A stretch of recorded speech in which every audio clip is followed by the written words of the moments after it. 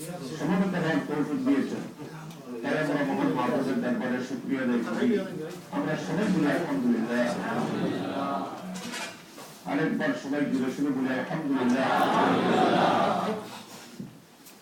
আল্লাহর শুকর আদায় করার পর দরুদ ও সালাম পেশ করছি আমাদের প্রিয় নবী, বিশ্ব মানবতার মহান নেতা, মুক্তির দিশারি সাইয়্যিদুল মুরসালিন শফিউল মুজনিবিন আহমদ মুজতবা মুহাম্মদ মুস্তাফা সাল্লাল্লাহু আলাইহি ওয়াসাল্লামের প্রতি আল্লাহ রাব্বুল আলামিন আমাদের দরুদ ও সালামকে লাখো কোটি গুণ বৃদ্ধি করে তার প্রিয় নবীর খেদমতে হাদিয়া স্বরূপ পৌঁছে দিন।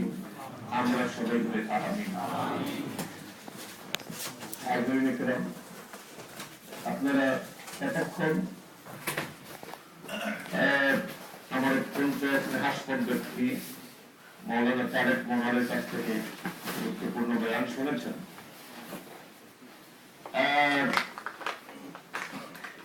আমার পরে আছেন বাংলাদেশ থেকে আগত আমার